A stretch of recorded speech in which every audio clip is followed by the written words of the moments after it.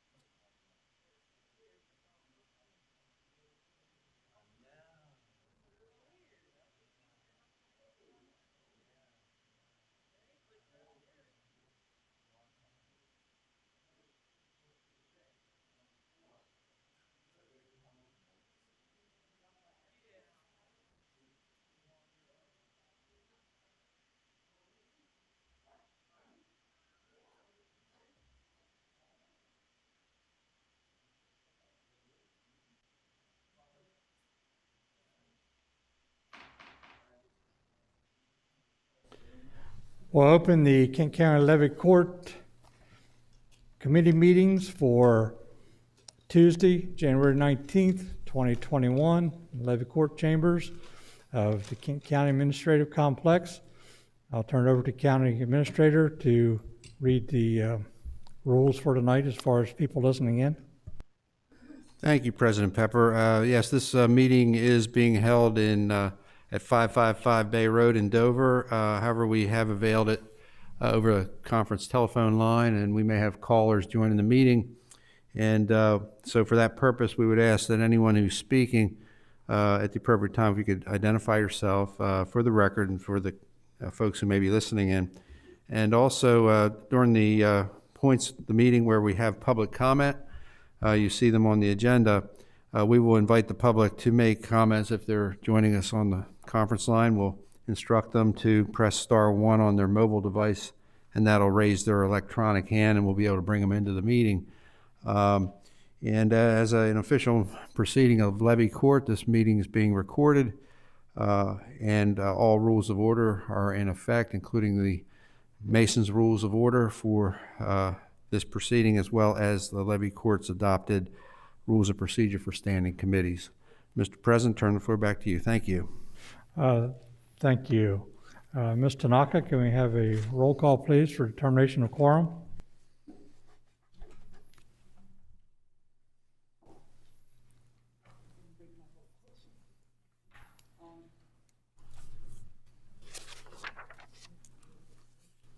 Now, we don't have to do that for committee. I'll just look. We do have 7 commissioners present. We do have quorum. So, first item on the agenda is Public Safety Committee. Mr. Hall, turn it over to you, sir. Thank you, Mr. President. The first item up is vehicle procurement, and I believe Chief Faulkner is here. Good evening, and thank you, Commissioners. The memo does say vehicle procurement, but actually what we're here to discuss is alternate fuels. And as Commissioners know, in the past, when we've bought a vehicle here to be approved, there's always been a question over, have we explored alternate fuels? And we typically do that, and we're really no far forward in that than we were the last time, but we just wanted to review some of our findings. Attached, though, to your package is a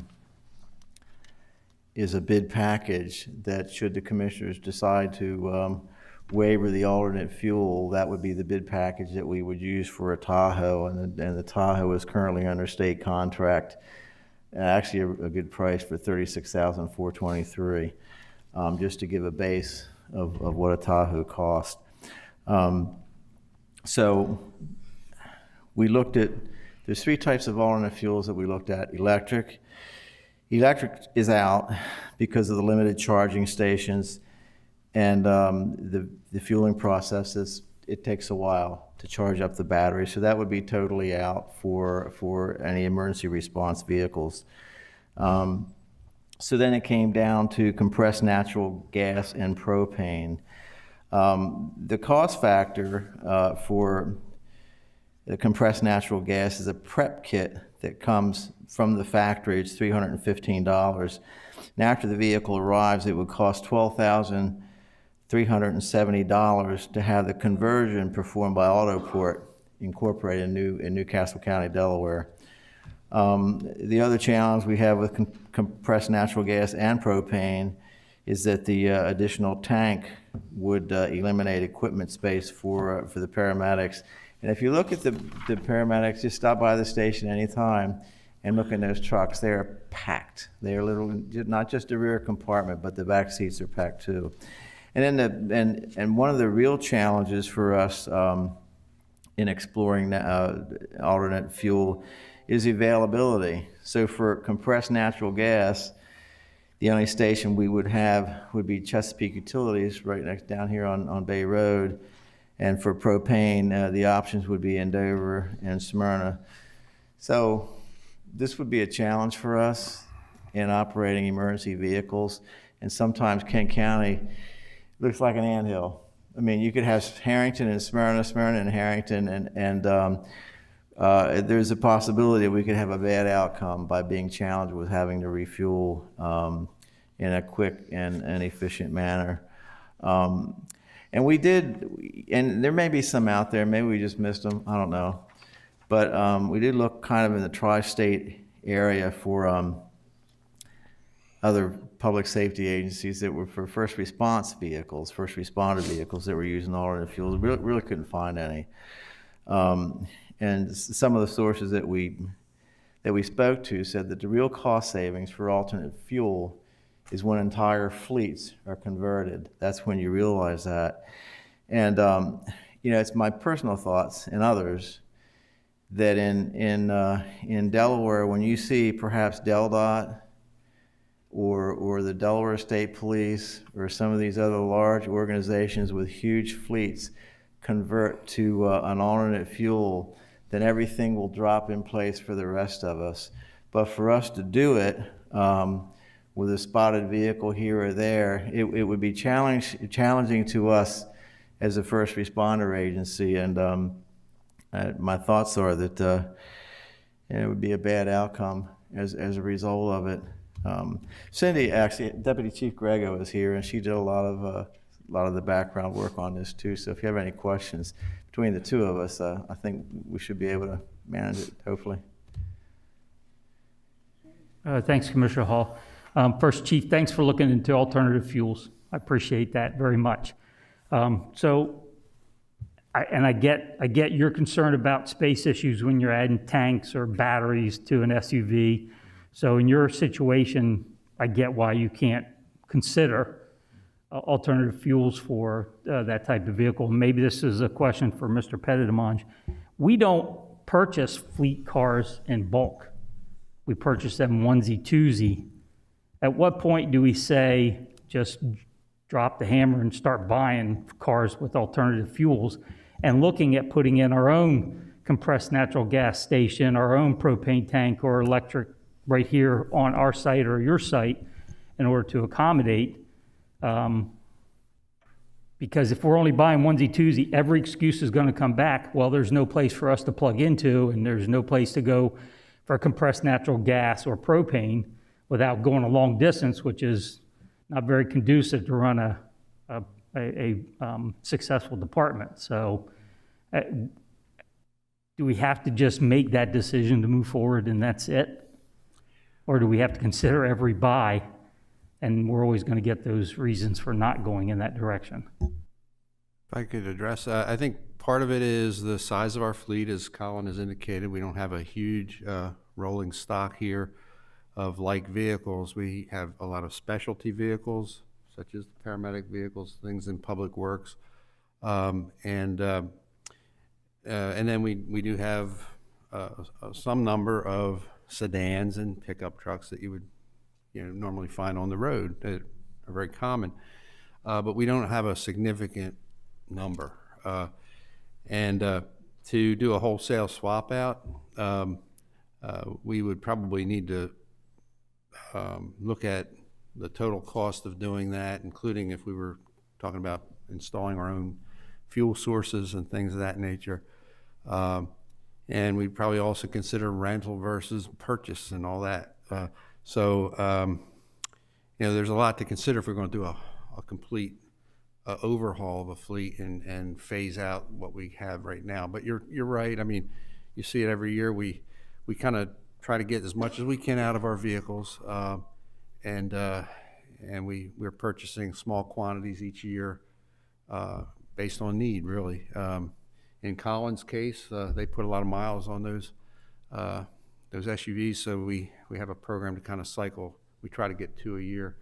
Some years we have to tighten that up, but anyway, that's basically our goal. We have never looked at doing a complete overhaul like what you're suggesting there. Thanks. If I could just point out too, we're actually downgrading to Tahoes. We used to get the Suburbans. The Tahoes are built larger now, plus, and I think the reason why the state police use them, a lot of the police agencies, is they're what we call plug and play.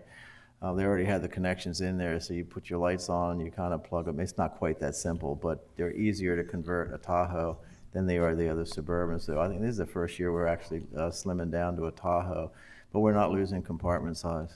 So. Thanks. So Cindy can't get all the equipment into an E-Mustang? Don't say that. Commissioner Angel. Thank you, Commissioner Hall. Chief, thank you for bringing this forth. A couple questions, though, for when it does come time and for us to switch over and it does become available, are we going to have any certification for people to fill their tanks if they're not open? Or are we going to have, I don't know how that works. I know, I can't go pump my own propane. I have to have somebody certified to come out and fill my tank. So is that something else we have to look at too or can that be added to the report? And what about the hookup? I think if we're going to be the providers of fuel, then we probably would have to have there's probably some level of understanding that's required for that. I really don't know the answer to that, but I think in places like Chesapeake Utilities and the other, depending which fuel you pick, we would just take it there and have them fuel. But as this develops, it is a good choice of fuel, compressed natural gas. I mean, there's nothing wrong with it at all. It's clean burning. It's like we're just not there yet in Delaware because of the limited, it's like the electric cars, where am I going to charge my car? And it's the same thing with the compressed natural gas and the propane. Where am I going to get the fuel? But anytime you're dealing with fuel, this kind of stuff, I would imagine that there's probably a level of understanding that's required. I just don't know what it is. Well, I know some of our buses, or I think most of our buses now are compressed gas. And they have to be getting it somewhere too. So, I mean, just for the next report, just to put a bug in your ear, give us a kind of an idea, because I don't know any of those answers, and I don't know if anybody else up here knows it either. Right. When I come back, when we put if the commissioners waiver this and we decide to move forward with just the Tahoe, when I come back, I'll find out if there's any special qualifications required for disseminating propane or compressed natural gas. I'll have that when I come back to you. Thank you, sir. Yeah. Commissioner Buxton. Isn't a statement against paramedics or Colin in his office at all. It's just going to state very clearly something that I've been consistent with over the last few years. I'm not a fan of the Green Deal. It's irrelevant to things that are obvious, such as transitioning to alternative sources for our vehicles, like electric cars. We still haven't done it, or am I incorrect? I'm just surprised. I really am. The biggest obstacle I've heard tonight, and let's separate paramedics from the rest of the fleet. The size of the fleet's not relevant. Replacing the entire fleet isn't a thought. Start with one. If it's the charging stations, remember, we walked away from a grant, I believe the federal government and the state was offering they were going to put them in, I think 3 on the cheap, either at the parks. I think we possibly could have done it at the Emergency Services Center. We could, in fact, have done it out back. The grant's probably still available. I'm going to get off the horse, right? Because it's just interesting to me. It's about, I think, a little bit of leadership by the county to show the community that we're on board and it's going to happen. So why not get ahead of it? Again, you've articulated your argument against it well. I have no problem approving tonight's request.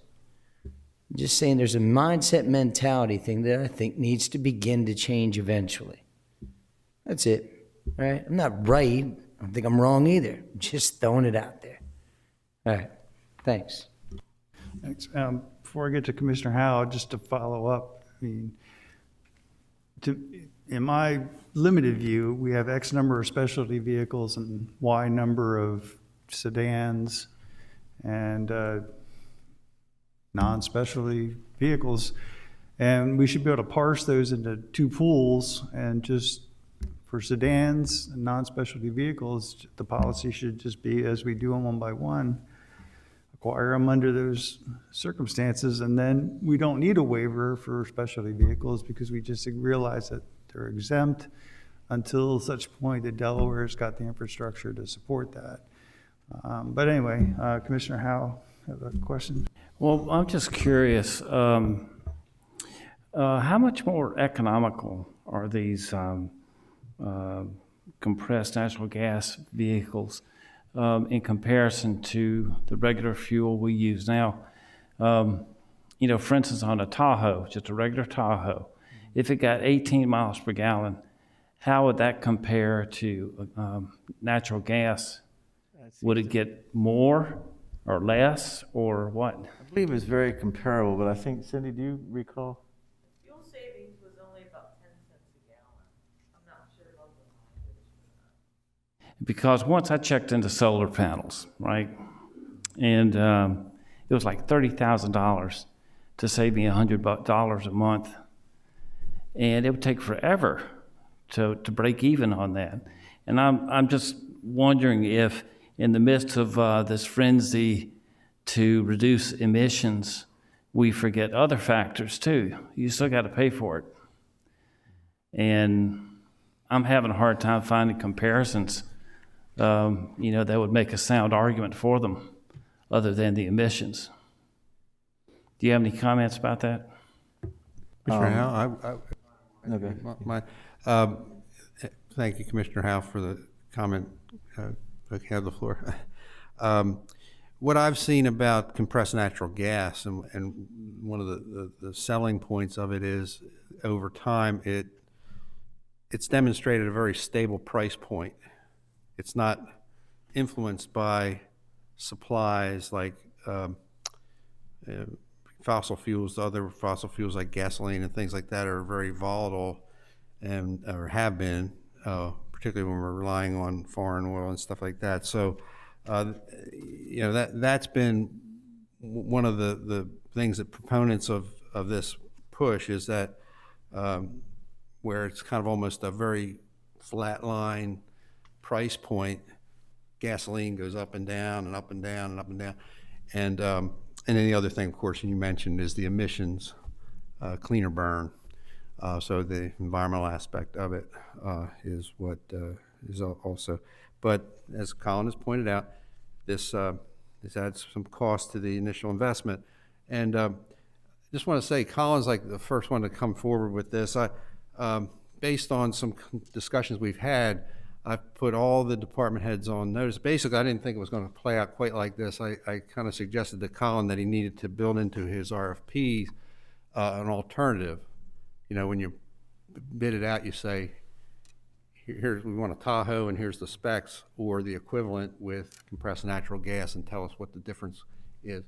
But I guess what I'm hearing from Colin is that you can't, the Tahoe would have to be bought and then sent to someone else to get it fit out. So you're not going to get someone like an auto dealer bidding on fitting it out for you. Is that fair to say? Yes, it is. And one of the challenges that we have, with the what it would cost to convert, air vehicles are high mileage very quickly.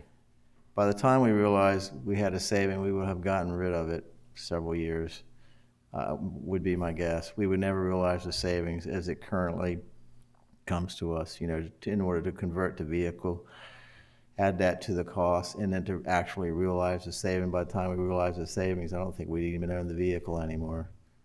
I think that's going to change.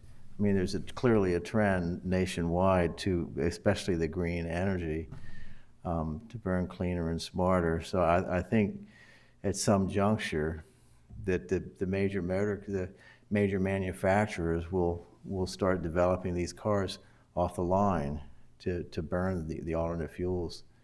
But it's not happening yet. They have hybrids, hybrid electrics and things like that. But, Any other questions?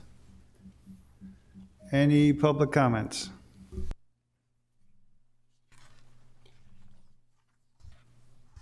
All right, back to you, Mr. President. We'll move on to Public Works Committee. Mr. Howe. Thank you, Mr. President. Ms. Gold will come forward. We have two items. Do we need to take? Is this just informational? Are we moving it forward, or? This is just an informational, right? Yes, sir.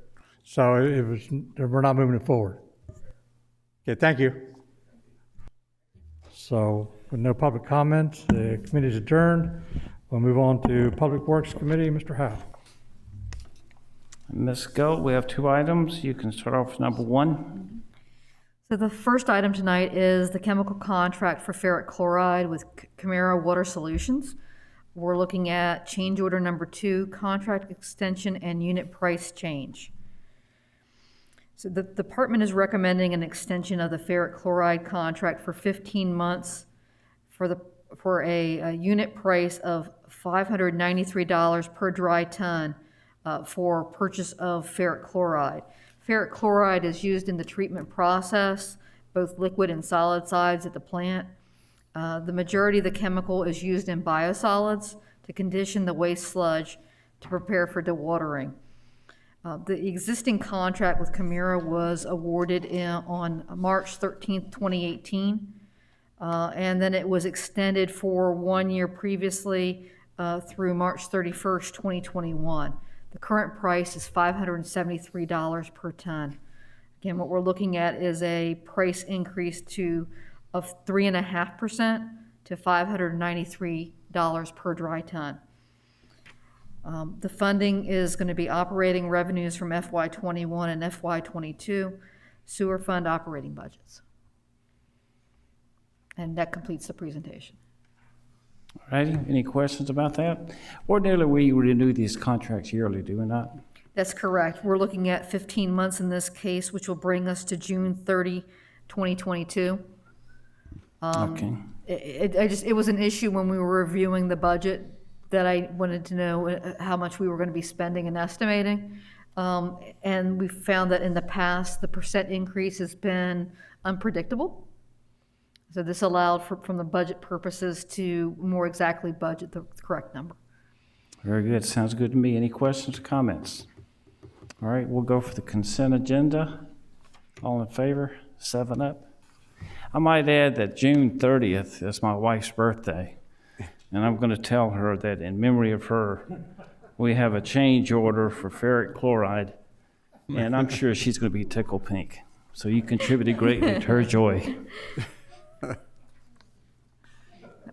Our second item tonight is standby power system project equipment procurement. So the FY20 sewer fund budget lists the air blower optimization and plant-wide generator.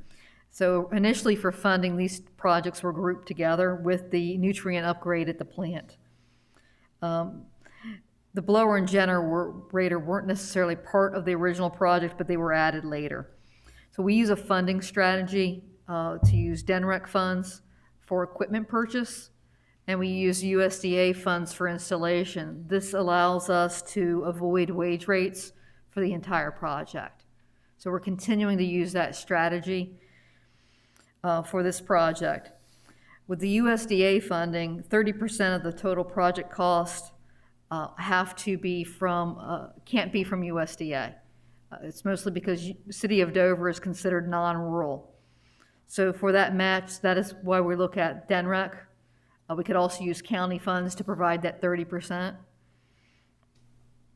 So based on the estimate for the equipment purchase, and which we've now actually bid out and awarded, we believe we needed an additional supplemental funding of $1.64 million. And DENREC approved that in October and provided us a commitment offer in September. The loan is for 20 years at 2%. So again, I mentioned that the award of the generator equipment was for $2.34 million, and that's utilizing the DENREC funds for that equipment purchase. We're looking to accept the funding from DENREC and authorize the president to sign all the associated loan documents. So the difference in the funding for the equipment purchase is the remainder is engineering and other eligible fees such as bond counsel. If we do not use all the funds, they would be returned to DENREC. So as it stands right now, all of this can be done without us dishing out any moolah. That is Right. my belief. I like that. Anybody disagree with that? Any comments? Consent agenda? Okay, Mr. Commissioner. Thank you, Mr. Howell. This is going to be diesel, correct? This is correct. This is diesel. Okay. I know diesel is the same as number 2 fuel oil, and my only concern is when it gets really cold, it thickens where it won't start. So I'm kind of concerned if we had a real cold season come through and we had an issue and it didn't start. So is there going to be an additive, a heater to this to keep it fluid? Or can we look at an alternative like propane We did as a look at an backup? alternative of natural gas. The problem with that is the number of start-stops for the generator is better on a diesel generator than it is on a natural gas. So that if you can't predictably start the generator, which we really want as a backup system, it didn't make sense to go with a natural gas. In terms of the emissions, basically the diesel generator has like a catalytic converter on it. So the emissions can actually be better on a diesel generator than on a natural gas generator. So you asked a different question to begin with. I'm going to ask you if you could possibly repeat it. So were alternatives considered? The answer is yes. You asked a question about whether the fuel was going to be heated for cold weather. That I would have to double check with the engineers who helped us select the generator for the project. So I cannot answer that question now, but I'd be glad to get back to you. The only reason I'm bringing that up, I've had 2 diesels, and when it got cold, that was one of the issues, that they couldn't get to the carburetor to start, or the injector. So The majority of the generators that we have now, and actually all of them are currently diesel generators. And I'm not aware of any problems with them. And we haven't had a really cold season in many, many years, but I just want to bring it up since we are talking about it. Thank you. All righty, thank you for that, Commissioner Angel. Any questions, comments, anything? Consent agenda? 7 up. Are there any comments from the audience anywhere?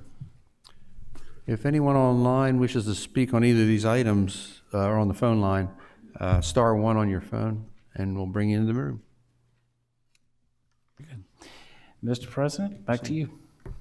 Thank you. Next item on the agenda is Community Services Committee. Mr. Sweeney. Thank you, Mr. President. Last year, we approved RC airplane policy at the county park, and at that time, we asked Mr. Shepard to come back and provide us with an update on its deployment. Thank you, Commissioner Sweeney. Good evening, all commissioners and staff. In your packet, I have an informational item that I brought forward, again, about remote control airplane permitting in the parks.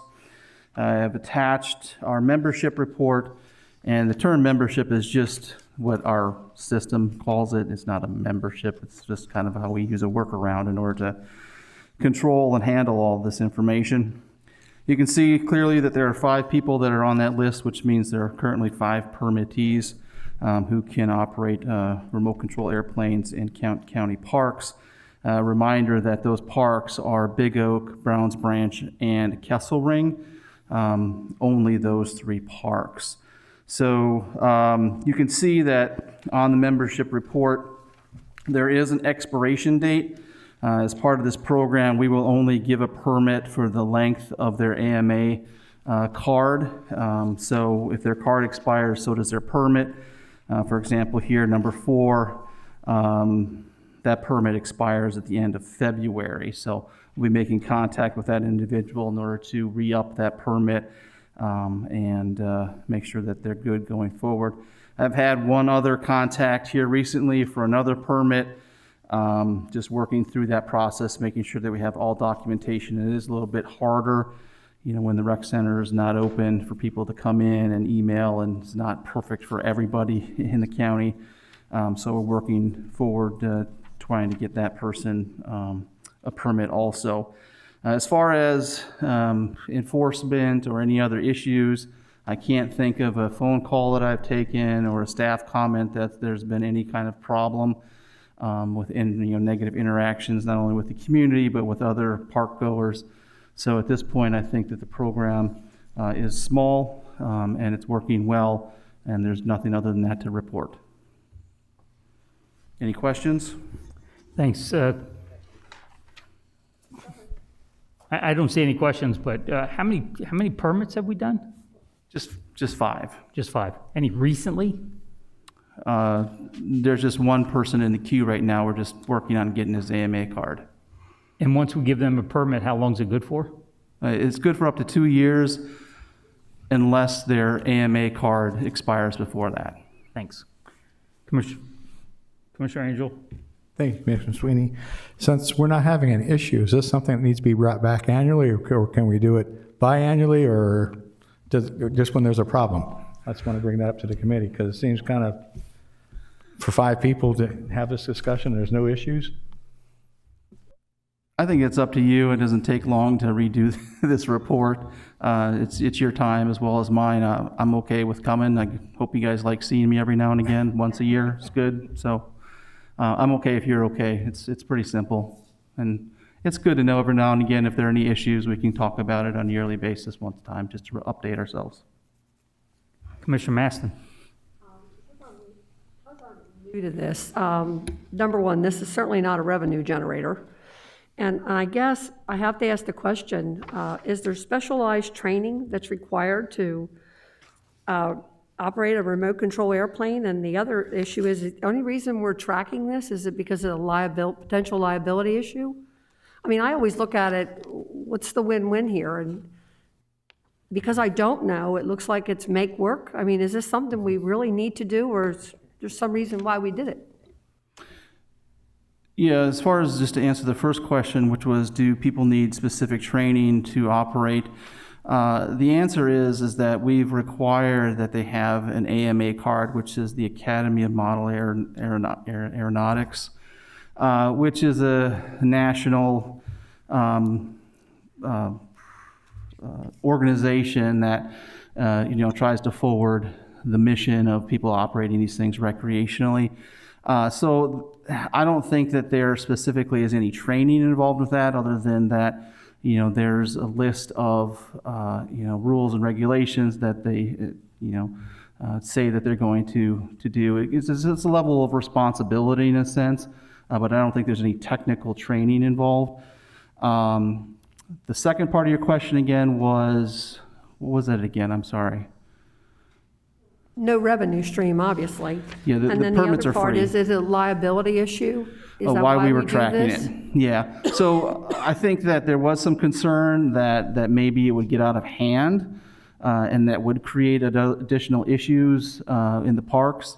Of course, then we had COVID, so we just didn't have as much going on in the parks. And it seemed to be, as once we had that initial push to allow this, it was really coming from a very small group of people who were just interested in it. It's not a widely used thing at this point. Thank you. Commissioner Masson, there was a lot of concern because anybody flying in our parks would be flying over potentially some communities. And at 9 o'clock in the morning on Sunday, they don't want to hear the buzz of the airplane.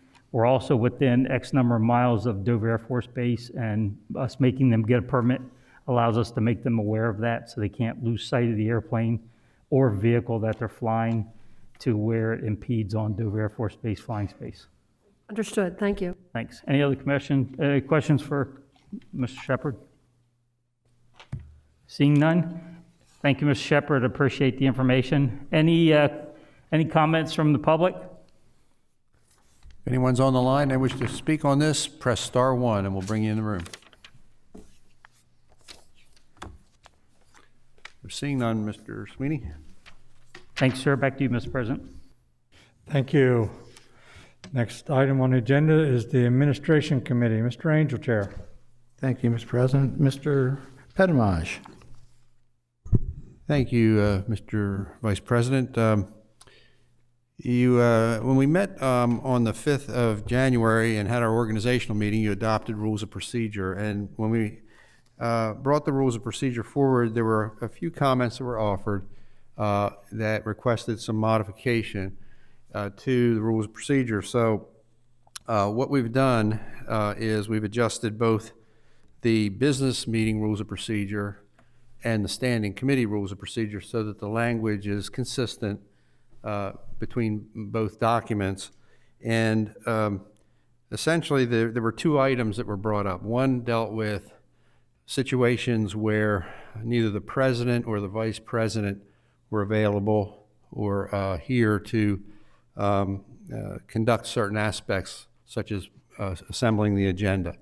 And so in that case, Commissioner Angel had brought it forward. In that case, the most senior commissioner would become the responsible entity. So we've corrected that in both the business rules of procedure and under Rule 4, and under the standing committee rules under Rule 5. And then the second issue came up, and I believe Commissioner Buxton may have highlighted it. The language previously said, or currently still says, that the president controls the agenda, and nothing gets on the agenda unless the president authorizes that. And under the business meeting rules, there was one little caveat that said, however, any commissioner can bring an item up for introduction only. And it didn't say what happens after that. It did not provide any room for any commissioner other than the president to say that I want something on for discussion or I want something on for review. And so what we've done, if I can turn your attention to the business meeting rules first, under Rule 4, both of these items were dealt with in the same paragraph.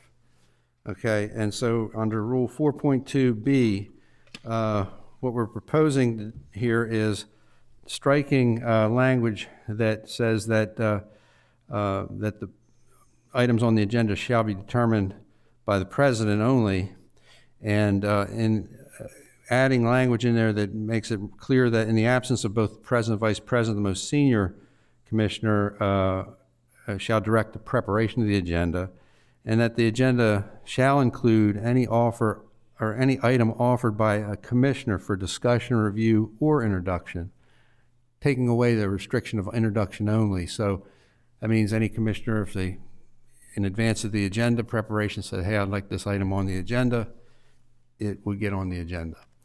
And the same was carried through to the standing committee rules under Rule 5. And if you turn in your packet, actually it's page 4 of 7 under the standing rules, under 5.2c, we basically incorporated the same language. So under the proposal, we would strike the portion that limits the control of the agenda to the president, and it would read like this: the president of Levy Court, in the president's absence, the vice president shall direct the preparation of the meeting agenda. In the absence of both, the commissioner with the longest serving tenure on Levy Court shall direct the preparation of the agenda. The agenda shall include any item offered for discussion or review by any commissioner. So that's kind of like the meeting we're in tonight. This is a committee meeting, and this is the rule that would prevail there. And so the only real difference between that and the language I just referenced was the introduction part, because we only introduce things at business meetings. So that's basically it. Hopefully it covered what you had in mind. And Mr. Chairman, I'll turn the floor back to you. Thank you, Mr. Pettimaj. Well, first of all, I think it offers uniformity and consistency in our both statutes of what we're trying to do. So I'm good with both of those. Gentlemen, what about you? Mr. Buxton? I appreciate the understanding, the willingness. This board, body, I think has been very fair and reasonable at times in allowing for honest discussion at the committee meetings. So I don't necessarily see this as a big change, addressing a deep concern, but it certainly eliminates the occasional time possibly. So I appreciate the opportunity to make that change, and I agree with the change. Thank you. Anybody else? Commissioner I agree. Maston? Move it forth for the business meeting? Would it be a consent item? Consent item, yes. Okay. 7. Thank you. Anyone else have anything for tonight? Mr. Buxton? This is just a technical one. The requirements for, let's say, 7 days notice versus 6 days. Is that set by us or is that a statute? That's in the statute. All right, thanks. All right, so your committee is closed, Mr. Angel? Oh, I got one more. Oh, you do, don't you? Yep. Nomination League of Local Governors. Mr. Pettimaj, please. Thank you, Commissioner Angel. This is, I would consider a very minor situation, but today we received an email message from the League of Local Governments informing us that because of the situation we're in, they will not be holding their annual meeting this year. And at their annual meeting is when they usually elect their slate of officers for the coming year.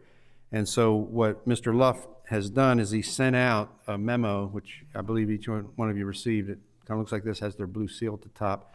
And it has the slate of officers that they're proposing, that their nominations committee has put forward. And he's basically asked for all the various member governments of the league to express their position with respect to this slate of officers. And so I would suggest if Levy Court is pleased with the list here, that we just acknowledge that we would accept. And I could call Carl tomorrow and just let him know that it was considered and Levy Court is in favor of the nominations list. I will note that Commissioner Howe is listed in the executive committee, and his term technically is expired right now. Spoke with Commissioner Howe. He wishes to continue on in that capacity, and so he would be, if you choose, he would be our representative on the League of Local Governments board. Mr. Chairman. Thank you, Mr. Pettimaj. Any discussions? Move forward to keep as consent agenda, keep Mr. Howell on. 7. Okay, thank you very much. Any public comments? If there are any comments on either one of these items from anyone on the phone line, please press *1 and we'll bring you into the meeting. Seeing none. Last call for public comments. Seeing none.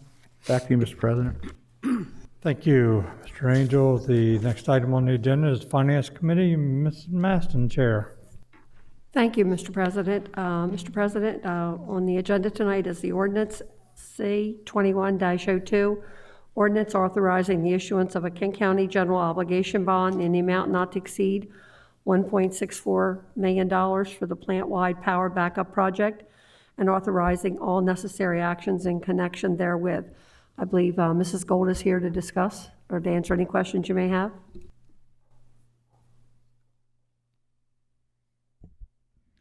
This ordinance is required to close the loan for the DENREC funding of the amount mentioned, which is the $1.64 million.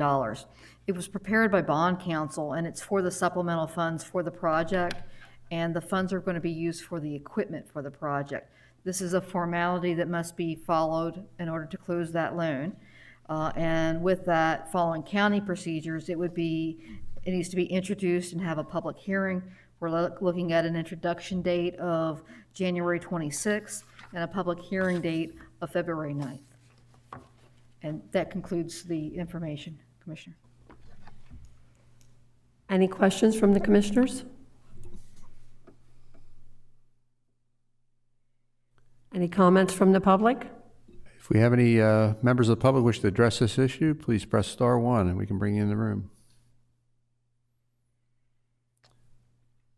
Thank you, Mr. President. Okay, what are we doing with this? So basically, there's no action tonight. Basically, Commissioner Maston will introduce it on the 26th. So this is merely for informational purposes. Good enough, thank you. Well, I guess that concludes the committee meetings for this evening. But we do have a workshop, and we're going to stay, if I understand, we're going to stay right here. Yes, sir. And the workshop will be for the fiscal year 22 budget review, community service grants. All right, the committee meeting is. So, Mr. President, if I could just begin, and I'll turn the floor over to Susan. Each year we meet in workshop about this time of year to look at the community service grants that we will be considering as part of the FY22 budget this year.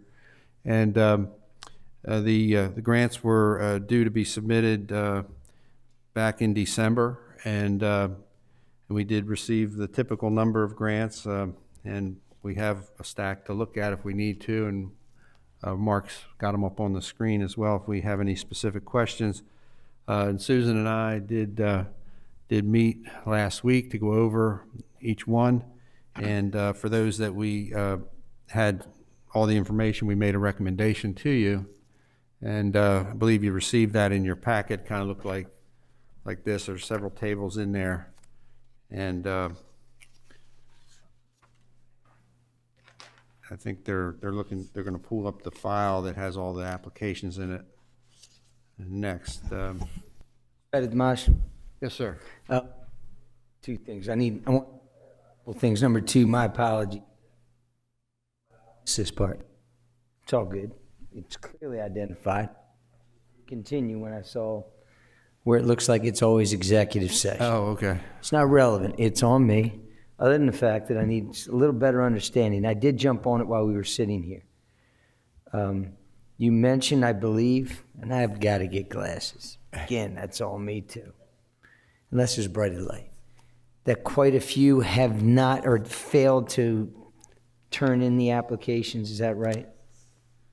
Quite a few did so. Is that what you said? Or just I said we got around about the same amount, but there were a few. I wouldn't say quite a few, but there were a few that we were at least Friday when we met. We were still waiting on some information to come in, and I know Susan and her staff were making some calls.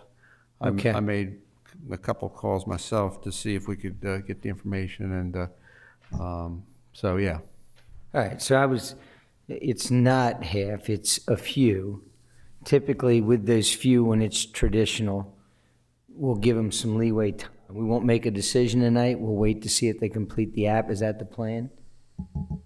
Is that? I think we proposed both, we proposed some that you've just always done, that we would make a contingent upon that they gave us the application, but we would go ahead and approve their usual amount. And then a couple of them, we were waiting for the application to see if they still really wanted the money. I was decision. It's not, so let's move on. No, it's not half All right. at all. Yeah. Thank you. So Susan, if you want to take it away. Are you driving, Mark? Okay, let's start with agriculture, soil, water. So it's on this spreadsheet, the documents I just helped you find. Okay, right there. You just went, you had her. There you go. Okay. This You is can our stretch first that a little. group. You make it Pardon? a little bigger, Mark. That'd be. Oh. There you go. Perfect. Okay, on this sheet here, we had, this is your 4 usual applicants, and basically we had left everything the same as it was the prior year. The only one that had requested more was University of Delaware, and they always do. They always request 30, and we always give them 15.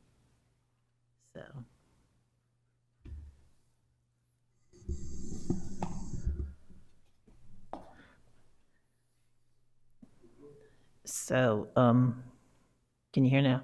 Okay. So are you okay with that section? No real Okay. change there from previous Yeah, years. no real change. Next one, whichever one you bring up, Mark. Economic development. Okay, economic development. On this one, there was no request for the Firemen's Convention. They didn't have it last year, so we're just assuming that any money for that $1,000 would have been carried over to 22. And in this one, you'll see the increases in economic in the Kent Economic Partnership, where their request is from 100,000 to 165,000, which is basically an increase of including Rose's, or the clerk's salary and back into the 100, plus the 100,000 you had been giving them.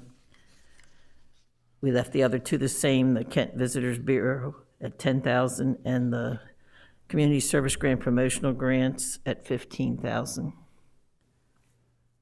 Any questions on that one or concerns?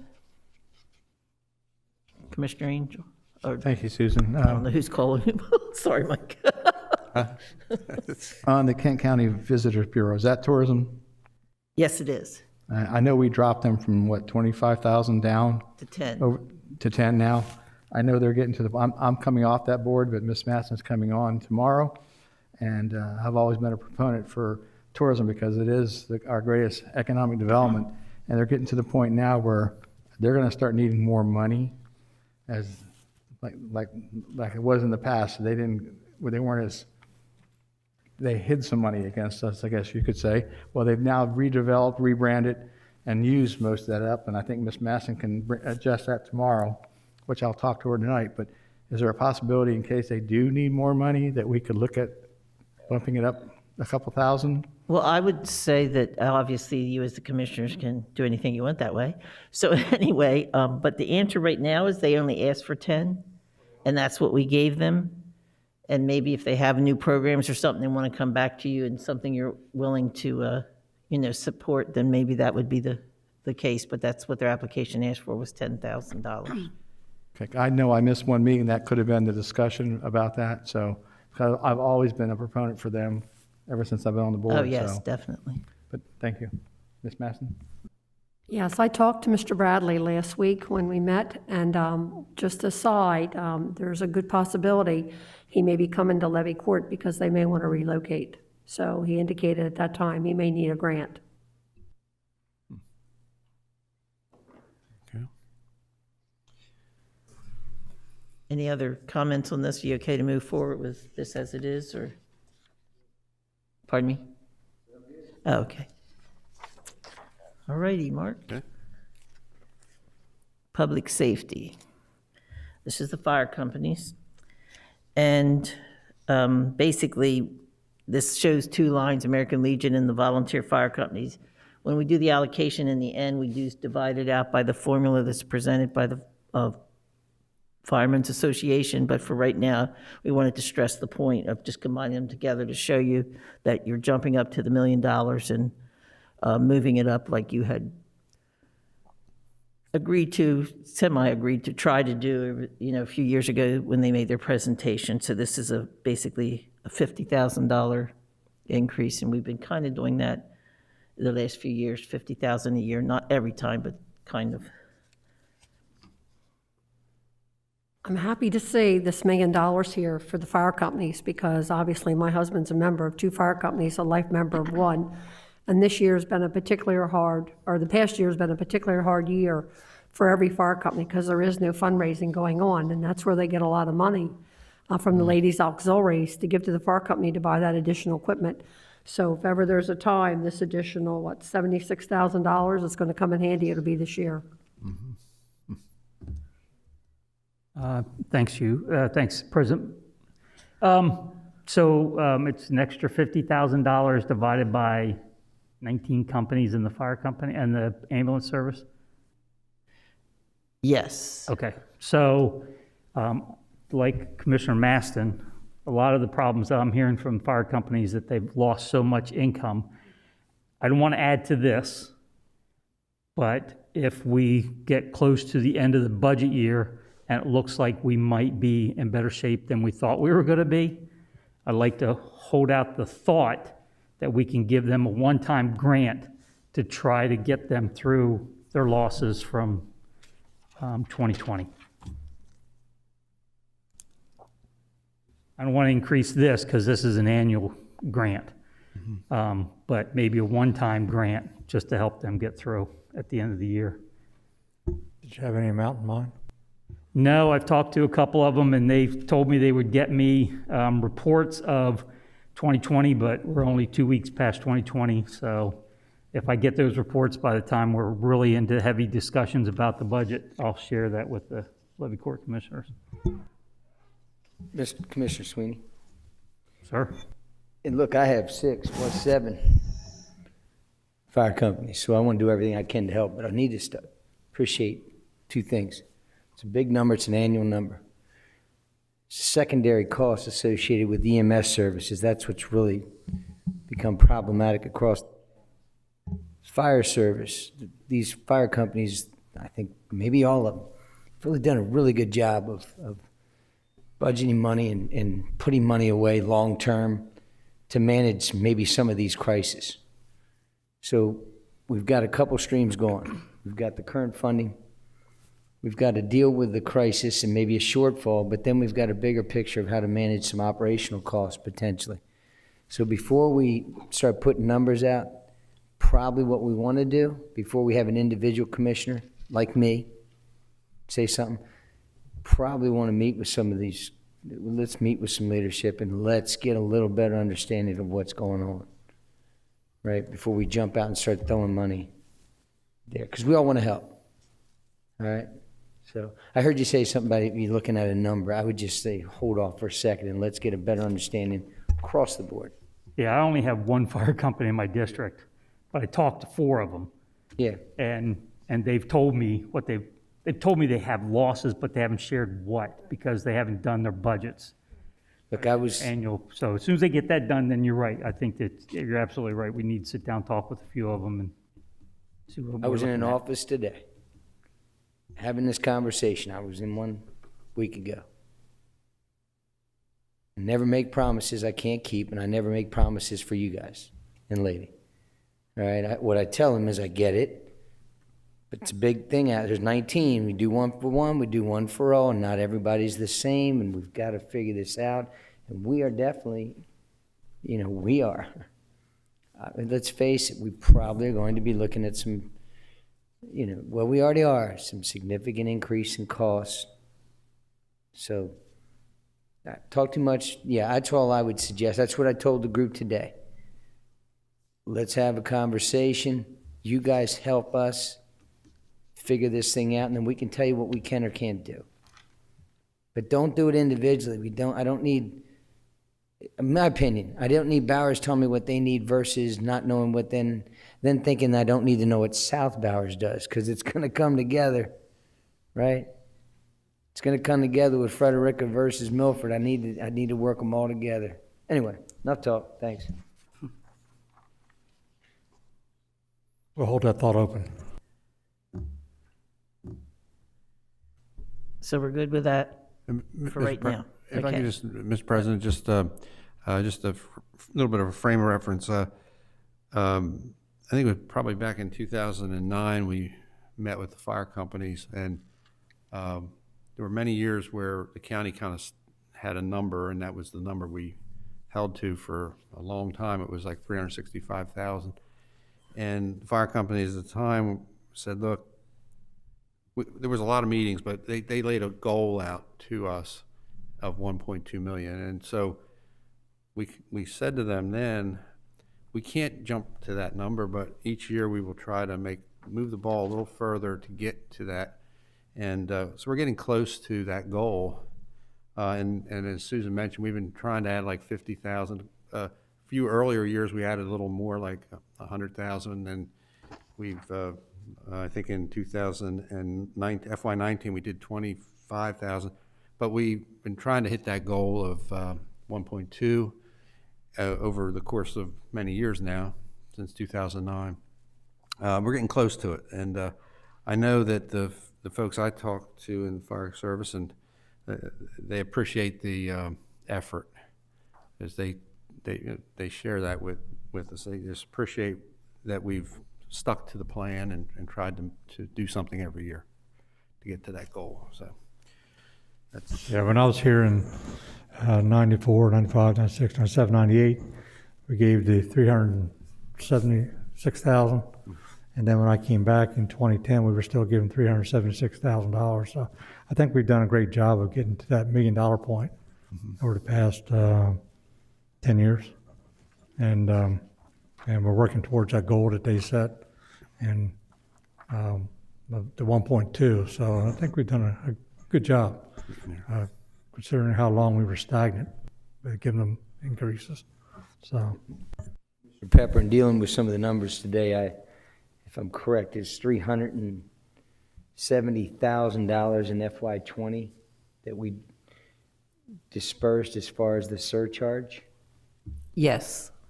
So, and that's kind of a calculate. It's not evenly split, but it's still gets spread out across the county. What's the number that goes to every county, or every fire company? 25% of the collection 25%. goes to everybody. And then, of course, the rest goes whether you're permit or not. No, I'm the opposite. 25% goes to where you collect it. Oh, wow. And Okay. 75%, except after you take out the ambulance service. The rest of that's like, I don't know, 69 point some percent goes evenly, gets divided by 18. Okay, coach me up, Mike. Your memory's better than mine. In the infrastructure, the APFO, is there a fee for the impact also for fires? Do we take that out? No, not for fire, it's for Yeah. EMS. EMS. Yeah, Is EMS county or for the fire County. service? county, County, right? Not the Yes. fire service. right. Okay. All right. Anyway, so there's some things that we can consider doing also. All right, thanks. Okay, Mark, one more. Thank you, sir. Okay, this is all your organizational requests, and we'll talk a little bit about your colors here for a second. The blue was where the folks didn't even turn in an application this year because they got their money and they didn't have the event, so they were just going to carry that money over. The orange is the same scenario, and that orange is very hard to see, but anyhow, it's what's right under that blue right up there. I'm going to call orange. That is where we got an application, but they basically said that they didn't use their money, so they would use it in FY22. They asked us, do you want us to send it back, or do you want us to hold it over? And we deferred to Mike on that, and we basically, because these are all low numbers, felt that, might as well let them hold it over, because they're there for every year, And sometimes we end up paying after an event, and this way they'll have it before the event. So the yellow was no application received. Now that has changed for a couple of them that were yellow in here. We got 2. And green just meant no amount was requested, so we just defaulted to what they asked for the year before. And the gray basically means they're getting ready to fade out. They haven't asked for anything in the last couple of years, but they're still on our history. So how do you want to go about reviewing this? Commissioner Sweeney has a question. Okay. So Susan, I'm looking at the amended FY 2021. And you've run all the way to the bottom, it comes up to a total of 1.328 million. That includes fire companies and everything. That includes, okay, so that includes everything in all the previous pages, not Yes. just, okay. Yes. That's all I need, thanks.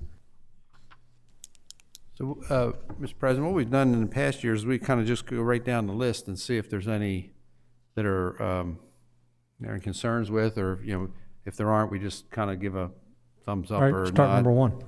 Yeah, so the American Legion Boys State program, that's the youth and government program that we sponsor every year. And we sent them money for the current year, but they didn't have the program in April. We're not sure if they will be able to have the program this April. They didn't request anything this time, and so we believe that they'll hold the money until they will have an event. So they didn't request anything this time. So we didn't put a recommendation in there for an additional amount at this time. It's not a lot of money that they asked for. It's pretty much a small amount that they collect from us to help with some of their administrative costs. I think the people that run it on Boys State, the American Legion, they're volunteers, so they're not getting paid to do that. It's more like just cover some of their supplies and things. But so are we okay with not making an allocation for FY22 there? Okay. Best Buddies is a new request, and they did submit an application. Their request was for $15,000, and consistent with what we've done, particularly with new grants, we've dialed that back, and we were suggesting that we offer $1,500 this first time. Best Buddies is an organization that helps people with cognitive challenges. Perhaps some of you know a little more about it than I do, or Susan does, but it sounds like a good organization. I've heard of them before. It's the first time they've made a request of us. Is there any questions on that one? Mr. Pettit, Maj, yes. And so you've done your homework, right? You're familiar with the organization to a certain extent. They're bona fide, legit, and they have some tangible evidence that it's a worthwhile venture. Yeah, it's an, well, as the name indicates, it's an international organization. I think they've got a corporate headquarters in Miami, but they do have an office in Delaware in Greenville.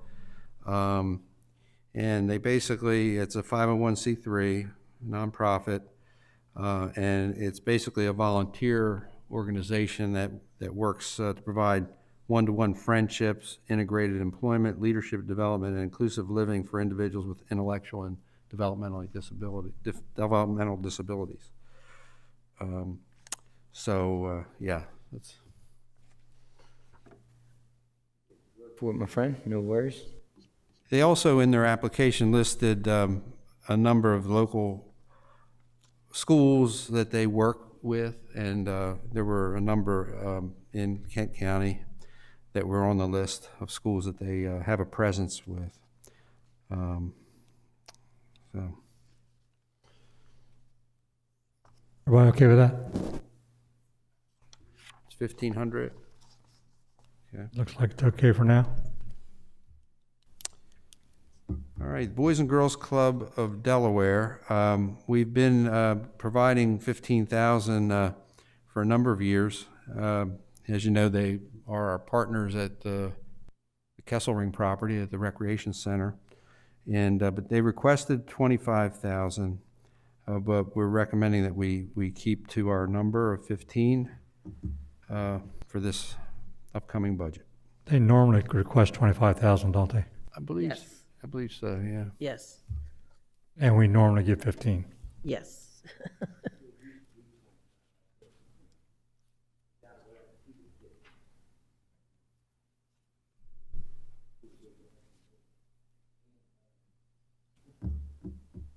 Okay with that? Move on?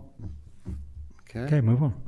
All right, the next one's Camp Barnes, and we've been providing Camp Barnes with some funding for a number of years also. Sometimes they have specific things, like I think we helped them with a kayak launch and actually some kayaks one year. They have an annual event. They did not hold it this year, and they did not submit an application this year, and we think it's similar to what we talked about with the American Legion, that they were paid their money, but they didn't use it, so they didn't apply for a new grant.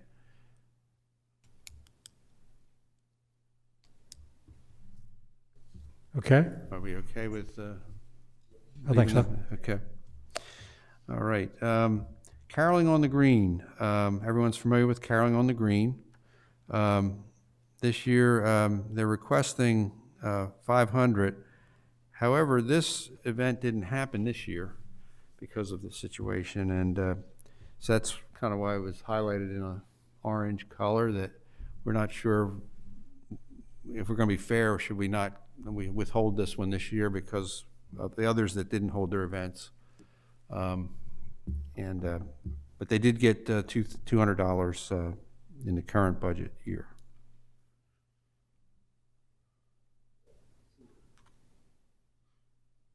Really, we're going to let them hang on to the two, but count it against next year's request, but this year's request. The questions become, do we want to go another 300 to make it the 5? Is there a reason behind it? I don't want to nickel and dime the city of Dover. They do a nice event, but Yeah. is there an obvious reason why, or do they have a change of hands and said, hey, let's try 5? Not sure they gave us a good indication why it went up, but I think they may have asked for more in previous years, and we've just provided 200. You know, Best I'd say 300 just to make sure that we utilize the 200, but I'll leave it up to the Dover boys to decide. So they didn't spend last year or this year's money, or Yeah, they didn't have the event this year, so it was canceled. They were about ready to have it, but then they canceled it the last, it fell at a time when the numbers were not going well. And so if I hear what Commissioner Buxton's saying, is they're asking for 500. We gave them 200 in the current year. If we just match or provide the additional 300, they got their 500 for this year. Mr. Sweeney? Thanks, sir. So the $200 was all for printing and publication, which they did all that. So they did spend the money. It's not like they did. For advertising. Right. They did all the advertising. They printed all the chorus books and everything ready to go. But unfortunately, that it didn't happen. So they did not pay the expense, right? They did. Okay. They did not pay the expense. So, yeah. Yeah, I just wanted, I mean, the $200 was spent, so. Brainer, move on. Do you want to do 500? Do you want to keep it at 2? And I don't want to nitpick, so Dover, jump in and decide. I mean, I think 250 would be good.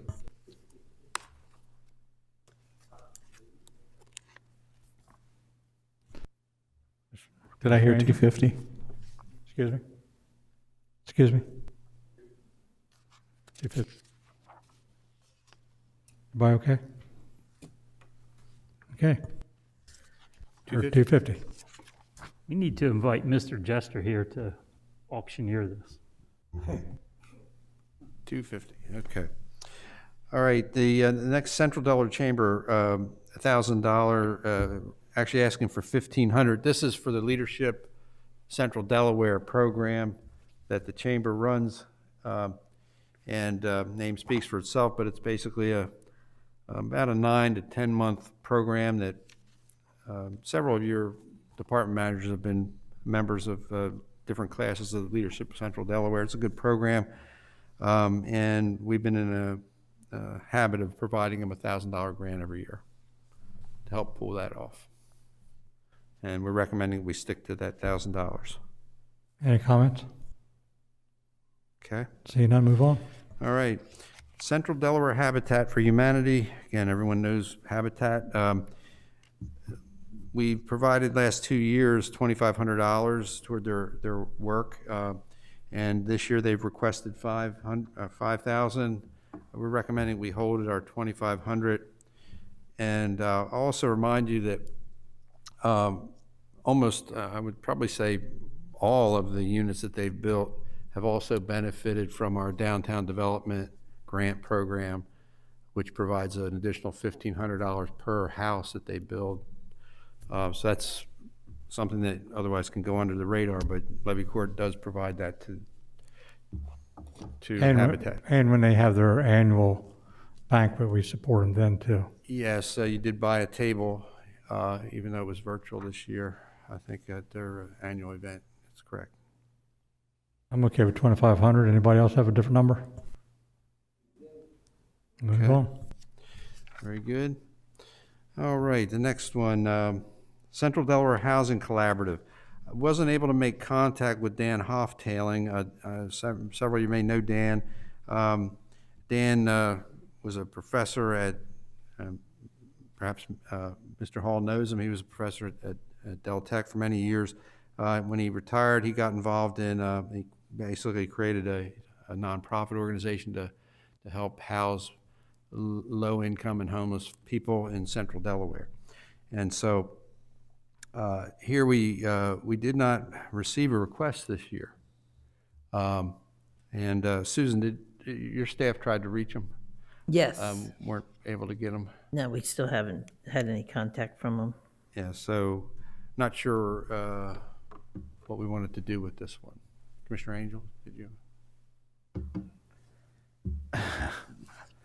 Well, I'm not sure. I've been off that committee for a while, but I still am following the Code Purple. If I know Code Purple is struggling right now because of COVID, and so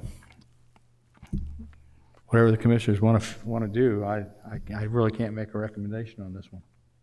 Suggest we don't fund it at this time, but represented in that district can get a hold of one of the commissioners, and if by chance we did miss them, they can bring it back to a committee for consideration. Sounds good? Fair enough. We'll try to, We'll get a hold of continue them. to reach out to them. Yeah. Just had no luck. Kill yourself. If they don't want the money, I mean, it's not a problem. I know there was, for a while, they were trying to purchase, and I don't know if they ever consummated the deal with the 801 house on Division Street, which was a homeless or shelter for youth, and they were going to convert it into something for non-youth. I think it was going to be a woman's shelter, but I'm not sure that materialized. Commissioner Angel, maybe you know? All I know is that the city of Dover, I guess they started that, and they started to try to go across the street, one next to the car wash, and they were denied that, and that's all I know. Yeah, I know that one went down, yeah. Okay, the next item is CERTS, and CERTS is an organization up in the Smyrna area. They have a place on near Sunnyside Road and Carter Road, and they provide services for individuals with severe disabilities.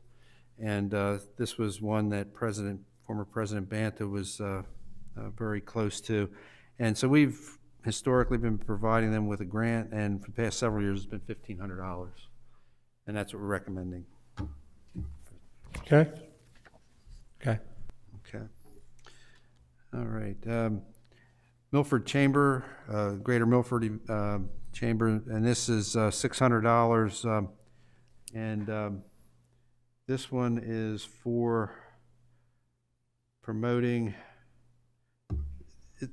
Susan, this one's not for their parade, is it? No, I always this is get the these mixed up. riverfront. This is the. This is just the chamber, The riverfront, just to. the river walk, or whatever it is. Yeah, along the riverfront, I thought, most of them were. They did an application, they just didn't state how much, and I don't know if they used last year's money or not, we don't know. Yeah, so we were just recommending we match what we've provided them. Okay. We're good? Okay. All right. The next one is the City of Dover 4th of July, and this one's been canceled 2 years in a row.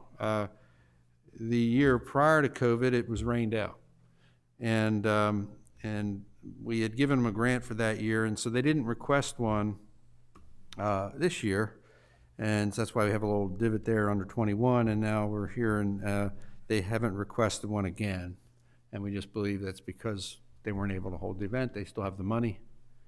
And so we okay with leaving it? Al? 600, I mean, if we haven't done it for 2 years, that's $1,800 for the next one coming up. If you give them $600 this year, you should have a great 4th of July. when you Jeff? present it. Jeff, you have part of that city too. Okay with that? Do what? Yeah, So the answer is 0, right? yeah, we'll keep it at 0. City of Harrington Heritage Day, very similar situation. The event didn't happen this year, but they did file an application, requested $600. So this is where we need to be consistent, I think, with those that we've given money to. They weren't able to hold their event.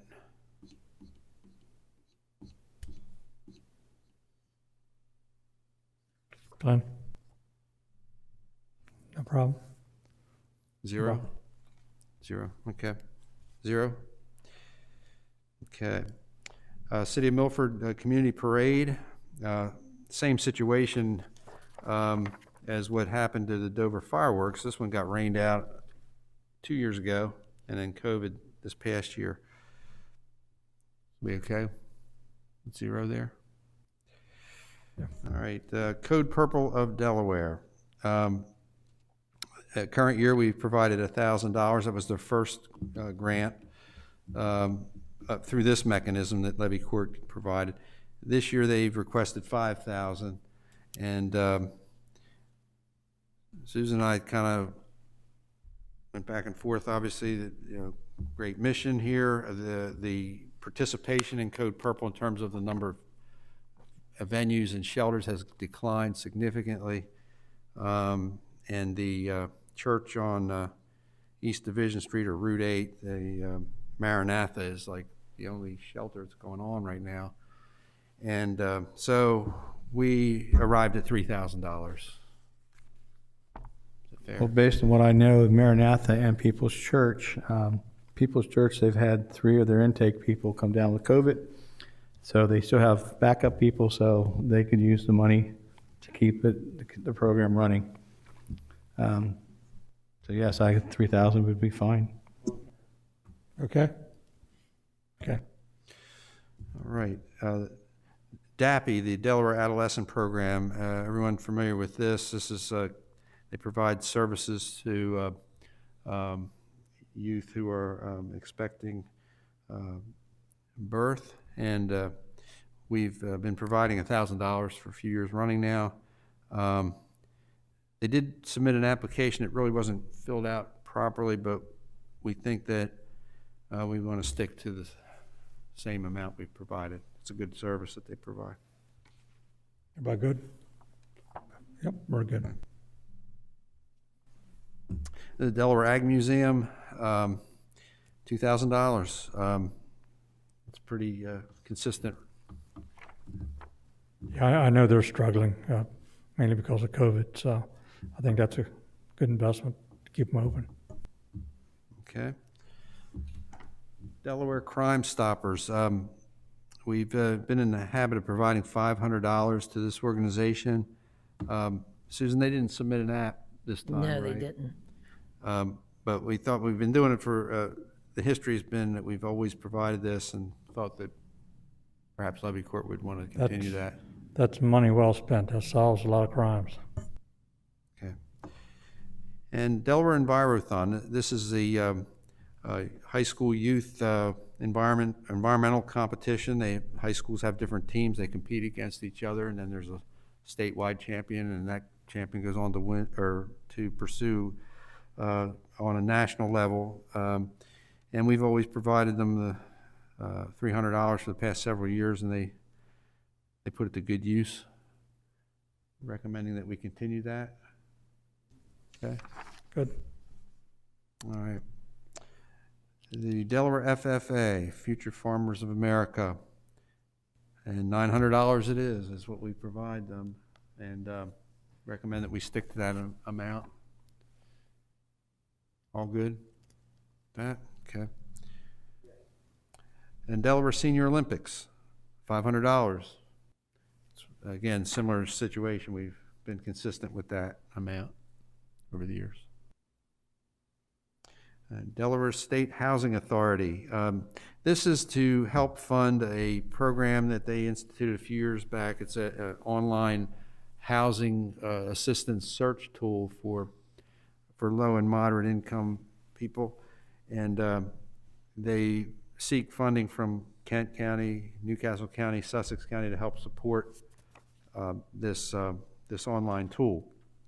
And I think they've always asked for $3,000. We've always provided $2,000 towards it, and we match what Sussex County provides. That's been their contribution.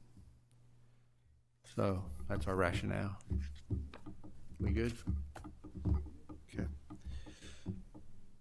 All right, Diamond State Community Land Trust. $2,000 has been our number.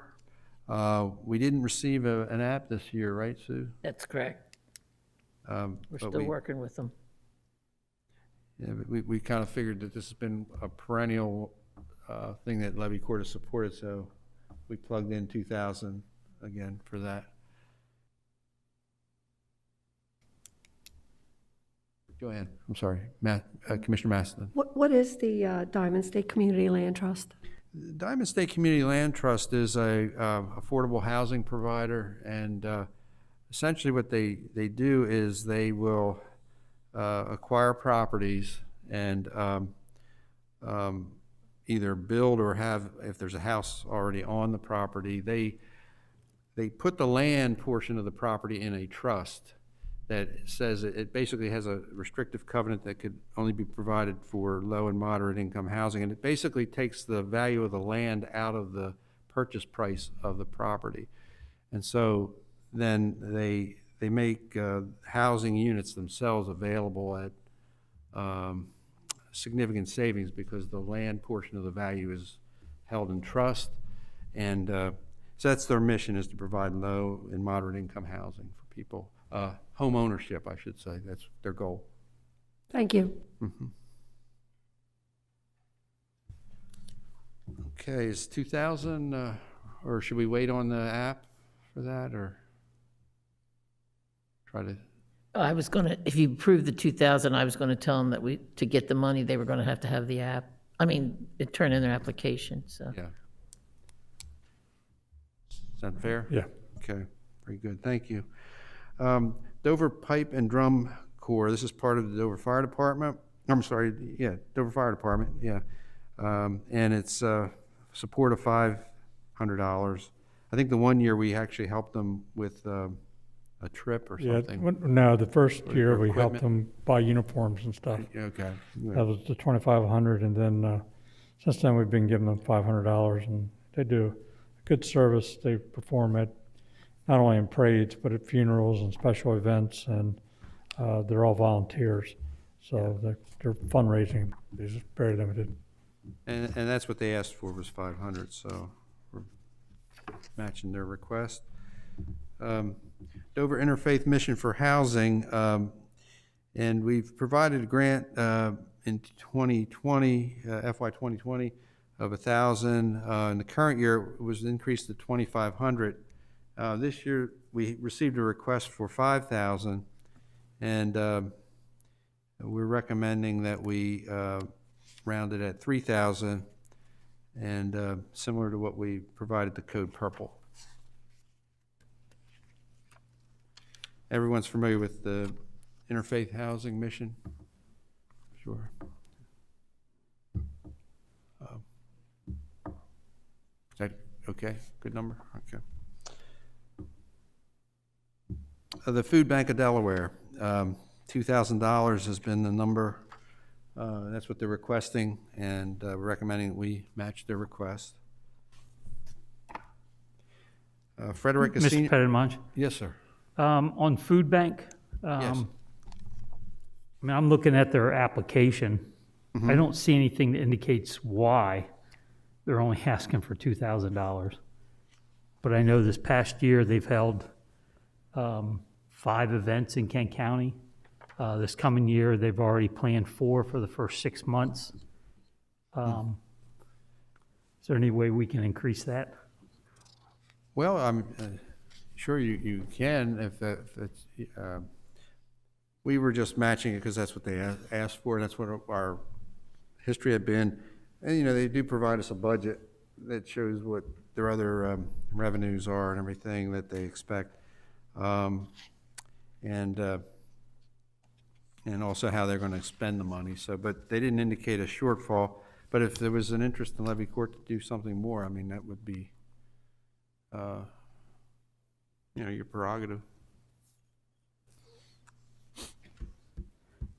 I would like to say that I would caution that, just based on the description you just gave us and staying consistent.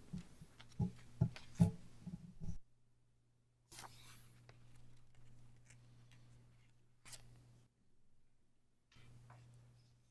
like to see it stay the same. I'm fine with the 2,000 since that's what they asked for. I'm gonna have to make a And I knew what correction. other funding they get. I'm gonna have to make a correction here. I think staff filled this out wrong because they actually requested 5,000. So, just to let you know what's on the application. They did? Yep. Oh, that just blows it up. I know. But What'd you say, 3,000? All right, sold, let's go. 3,000 it is, that's $1,000 increase. 3,000 works for me. Anybody I'm have good any with that. other? Yeah, well, I think, okay, the current year, they didn't, the proposed year on their grant, they didn't fill this part, the table out. No, they went to the back section, if you go Okay. to E. They left it blank here. Okay. It's All a right. section. I think In we their have a narrative. bid of 3,000. I see their narrative says 5,000, yeah. Okay, 3? Is that fair? Is that what I'm hearing? Thank you, Susan. Okay, Frederica Senior Center, we've, for many, many years, have provided $2,500, and that's what they're requesting again. Okay. And similarly, harvest years, 2,000. Oh, sorry. It was me. Oh, okay. 2,000, and that's what we're recommending, 2,000. They've requested 2,000. I'm just gonna keep on going until you guys stop. Mr. Pettit, before we go to the next page, I'm sorry about this, has to do with the Milford Parade, just for clarification. 2019, is that the year you're indicating that it was canceled due to rain? No, I think it was 21, I'm sorry, wait a minute, Milford Parade.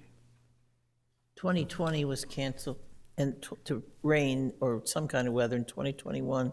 Okay, yeah, I mean, it's, All right, so we're talking fiscal year or real year? fiscal year, so it would have been 2019. 2019, it was canceled because of COVID. No, in 2020, it was canceled because of COVID. In 2019, it So was then we're canceled because of weather. We're talking about real time. My concern is it wasn't canceled because of weather in 2019, because I was in the parade. In October of 2019, I think it was 2020, wasn't it? It was, 2020 was COVID, but no, well, was it? Maybe it was canceled 2 years, well, I was in it in a rainstorm. I just went back literally and checked I think a Facebook account, which maybe it was 18, maybe it wasn't 19, but I was in a rainstorm. I know 18 to rain because I got wet too. So 2020 was canceled. That's what I was saying about the fiscal year, the physical year. Okay. And what I'm getting at is, yeah, I got on my Facebook, October 18, 2019, Milford Parade, rain was a bummer this year. Now, okay, maybe that means that I wasn't in that one. Maybe I don't have my picture now. There was a reason they didn't make a request in 2021, in the current year, and I thought it was the weather. Do this then. We'll do the same thing we did before. Yeah. If they need funding for this next year and they can demonstrate that they actually expended the funds. Yeah. All right, thanks. Mm-hmm. Okay. All right, the next one's the Housing Alliance of Delaware. And this one, we've been providing funding for, and the past couple budgets been $1,000. They didn't get their application into us, but Sarah Kiefer's on this board. I called her Friday, and she got up with the executive director, and they said we received it today. it was going to come in. She said they were going to submit it, and they were seeking 1,000. So that's there now. So 1,000 for the Housing Alliance. What they do is they advocate for, they're an advocacy group for affordable housing. Intercity Cultural League, they just had a great program yesterday. I watched on YouTube Live, and they're seeking $500, and that's been their grant request for a number of years. Kent County 4-H clubs, and 4-H requesting $1,500 this year. We're recommending that we meet their request. Am I reading this right? Did I miss a line? No, I'm right, 1,500. Yes. Any concerns with that? Okay, hearing none. Kent County Crime Watch. Everyone familiar with Crime Watch? We've been providing $2,500. The request $3,500 this year, and we recommend that we hold to our number of $2,500. And I know that this is one that there may be some comment or discussion on.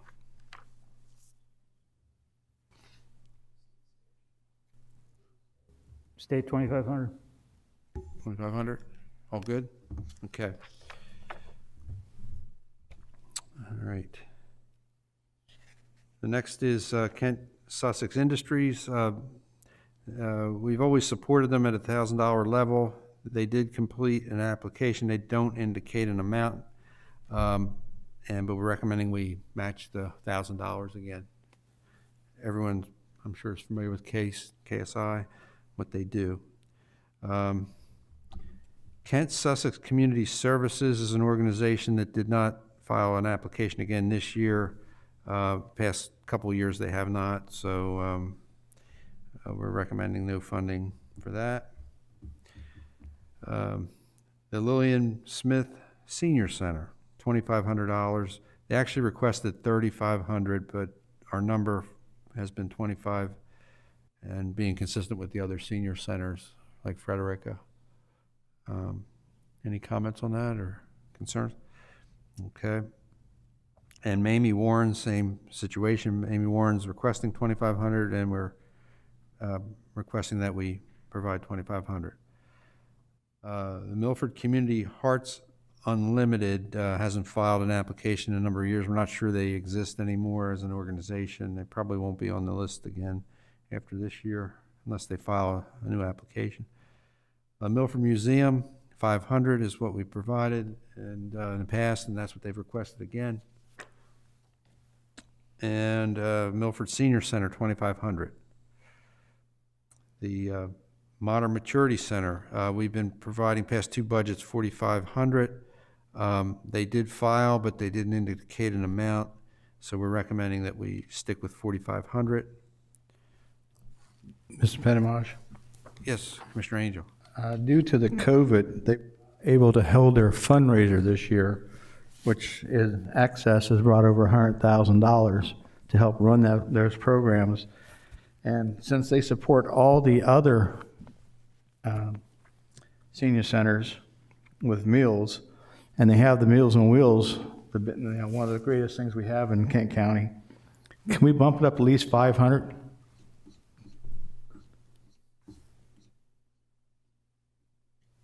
Increase it to 5,000. Yes. Mr. Hall agrees. I saw a hand over here. Ms. Madison? 4,500, 5,000, 4,500, 5,000, 4,500, 5,000, 5,000, 5,000. Mr. Buxton?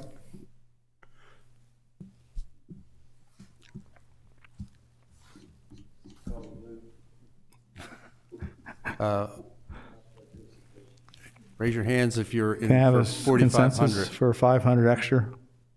1, 2, 3, 4, 5. Thank you. 5,000. Reason being, they do overlap all the other ones and provide the Meals on Wheels to the other communities other than just Dover. So that's why I would support that. Okay, so 5,000. The Music School of Delaware didn't file an application again this year. They did 1 year, and I think it was shortly after Levy Court also gave a downtown development district grant for rehabilitation of a building in Milford. So they, but they've never been back since then for a grant. NCall Research, NCall, we've provided $1,000 for many years running.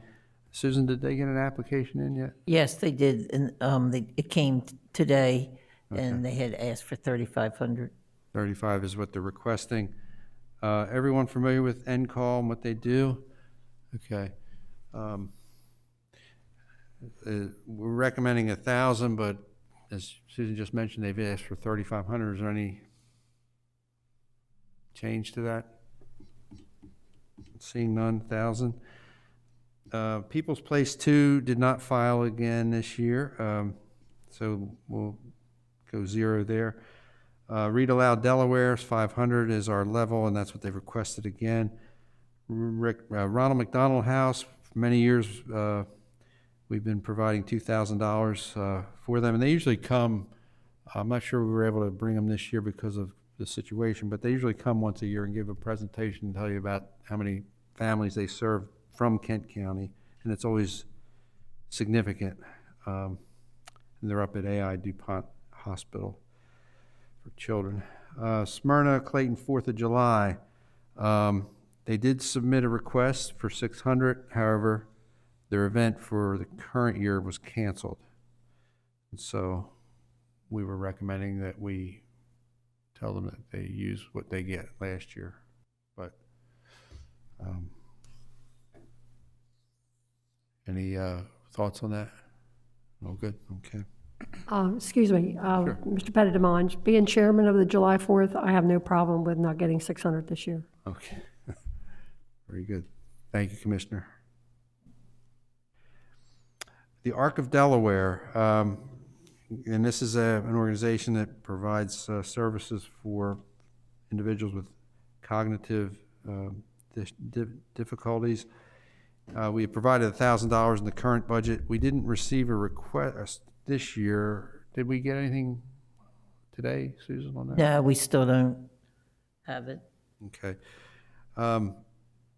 We had put in 1,000 for it, and I think if we keep it similar to what rule that Susan mentioned a minute ago, that we make sure that they do complete their paperwork.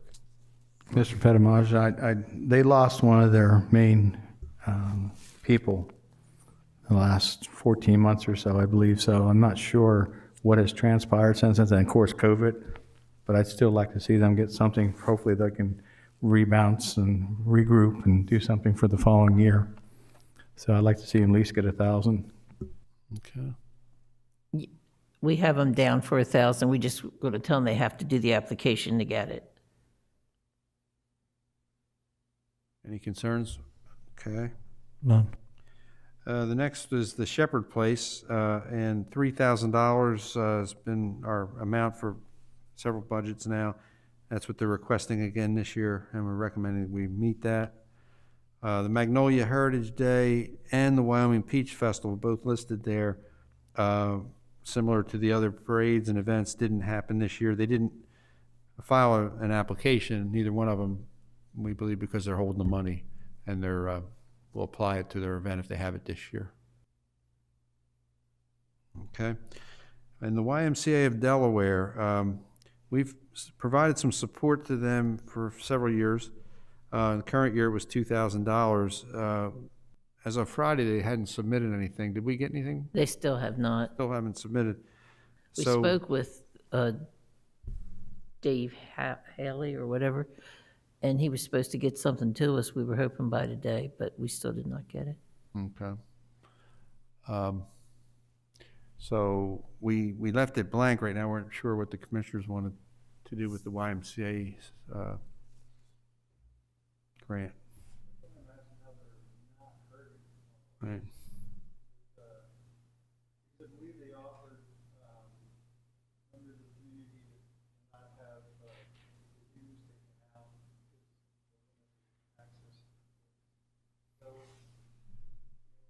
Similar things that I think you could either authorize it pending the application coming in, because they have the track record of this. But I'd be surprised if that didn't happen. Yeah, as I recall, I believe their grant that they've requested previously was for to provide either scholarships or assistance for people to attend day camp, summer day camp, and I'm not sure if they were able to hold their day camps or whatever this summer. I'm not sure if that's why they didn't come in, but Susan, you said we did make contact with them. They were interested in it. Yes, we talked to him on Friday, and he said okay. that he would, and we sent him the application through email, and he was going to try to get taken care of and to get it back to us today, because we told him we were meeting today. Okay. So. Now, it might be out there now because he sent it to Debbie, so I can't see, but it wasn't there when she left at 5. Right. So, okay. Do we want to put an amount in? 2,000? Did I hear 2,000? Okay. All right, and the last is the Veterans Reentry Resource Alliance. And we provided $1,000 in the current budget. This year they've asked for $5,000. We were recommending that we keep to our number, but that's certainly debatable. this organization is located in Wilmington. However, they do work in all the various correctional institutions in the state, working with veterans who are incarcerated and trying to get their lives back on track, and that sort of counseling work. And so that's kind of the mission of the organization. So I completely agree with their mission. However, last year they showed revenue of $213,000 and expenses of only $153,000. So they had $60,000 in excess profit for a nonprofit organization. And even this year, they're showing that if their proposals of revenue come in of $258,000, they only show expenses of $171,000. So what are they doing with the extra money?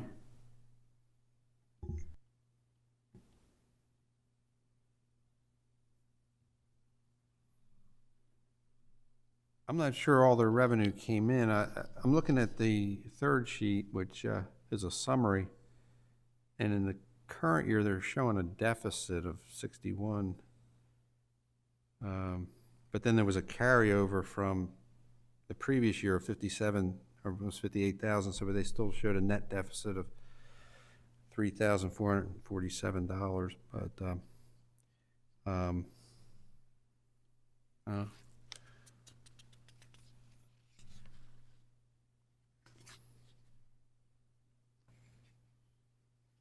It states in this current year that they weren't going to get anything from the Longwood Foundation. And last year they got $167,000. But they're hoping to get 186 next year, so I'm not sure. That's just a hope.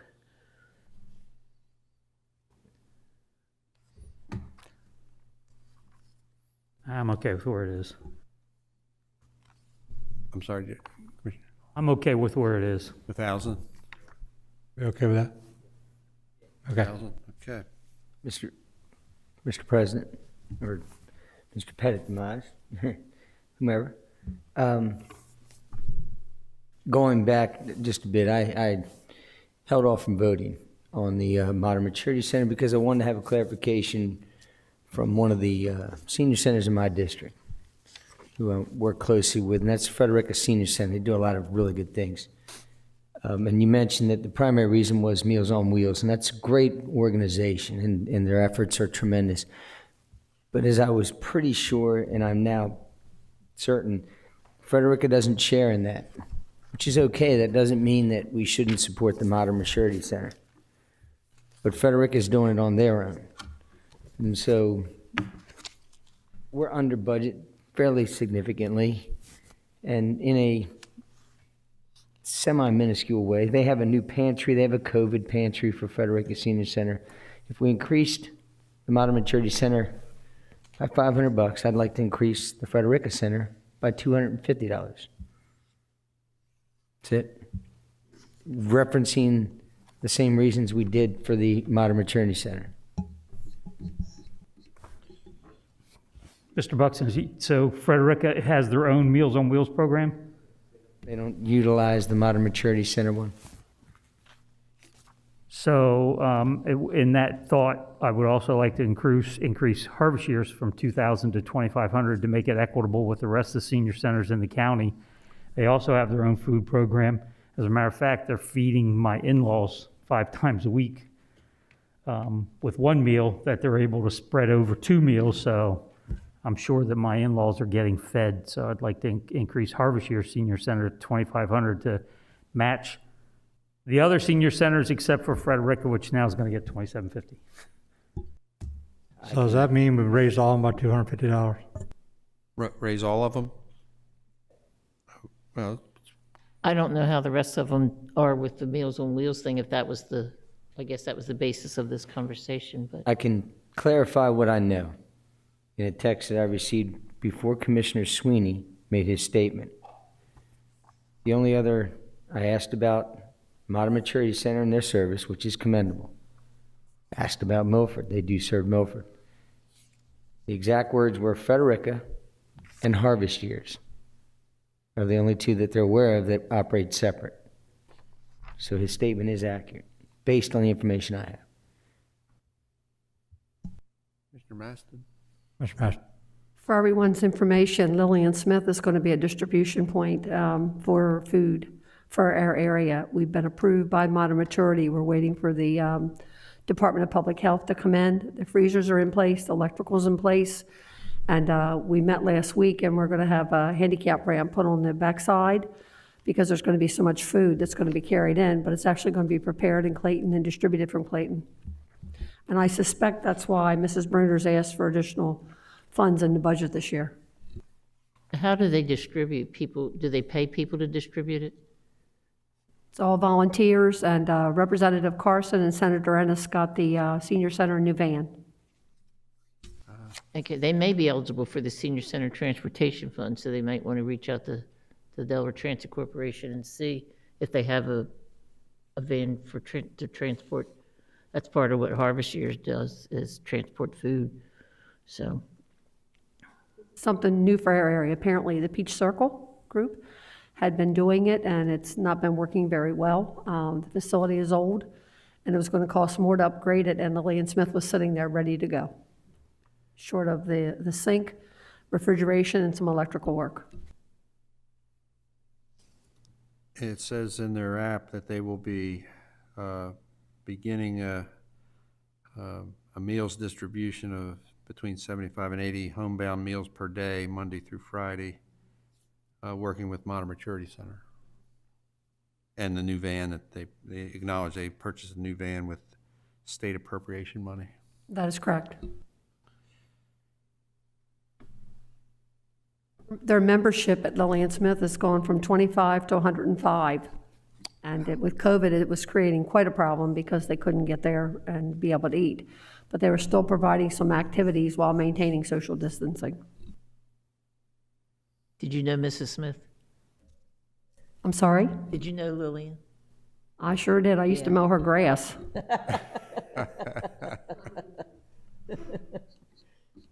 So I think prior to this last conversation, we'd only rate $37.50. So $27.50, $37.50. $37.50 to each one. No. For everything, all community grants, an increase of, I think, $37.50 for going through all 51 of them. So what do we want to do now with we've had flurry of conversation here about the different senior centers. What do we want to do? I think going back to the first page, you got Frederica Senior Center. We gave them $2,500. So are we hearing that we want to add that, increase that by $250? Is there only 3 that actually provide food for all the seniors? So it's Frederica, Harvest Years, and Modern Maturity, because Modern Maturity provides food to some of the other senior centers for them to disperse. They don't prepare it. They don't. So I think if they're preparing it, they probably deserve a little bit more. What you got to do is you have to take into consideration the transportation of the food, getting it to the senior centers, and they do supply that to all of them. So with transportation, though, they should be getting funds from DTC in order to cover that, which they didn't get this year because we've already gone through that process. Right? When's DTC funds distributed? October. Right, well, because we never get our information. They're supposed to start in July, but we never get our information from the state until like July, end of July and August. And is that a distribution right away? As soon as we find out how much that each senior center is going to get, we cut them a check right away. Well, we don't, we just tell the state of Delaware. Once you guys approve it, yeah. they distribute. DTC is the one who does the checks. Okay, That's correct. So what we probably should do then, those that are instituting new programs, they need to make sure that the DTC funding covers They're drivers, which is not only drivers for carrying their members to doctor's appointments and shopping, but also carrying food out to their members through DTC, as opposed to this. This is for internal expenses like food prep, which Frederica and Harvest Years and Modern Maturity already do.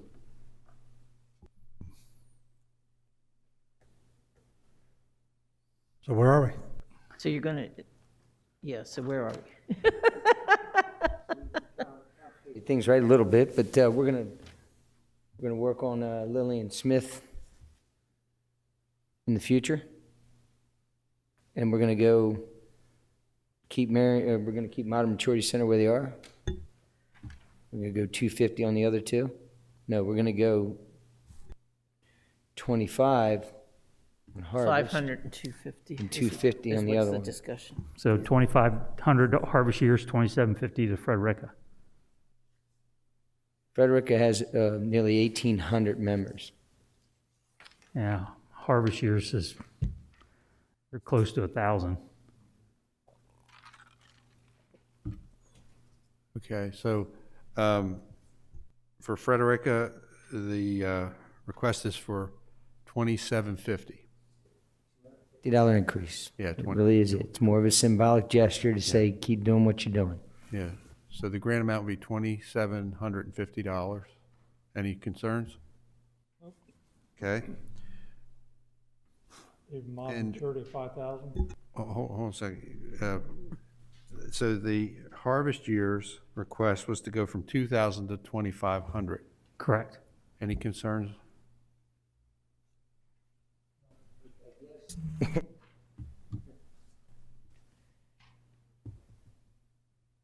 You're jumping.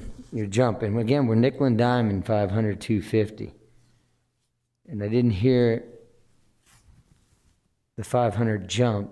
If you mirror what the Frederica grant is, but you're a smaller organization, why jump to 5? Why not jump at 250? Susan, do their applications indicate their number of members for all of them? Look, one of the For things that Harvest Years? Sweeney was saying is right now, Harvest Years is the only one not getting 2,500 like everybody else. Where they should hit that 2,500 threshold. Whatever marker we had, they're probably ready to be included in that. Is that correct? Yeah, that's what Commissioner Sweeney's saying. Now, what happens it's is they only obvious- asked for 2,000, and that's why we have been giving them 2,000, but I don't know if they only asked because that's what we gave them. I can't- Harvest Years, their application says that they boast an enrollment of 628. 628 members, and they also provide shopping and healthcare transportation to 130 homebound seniors.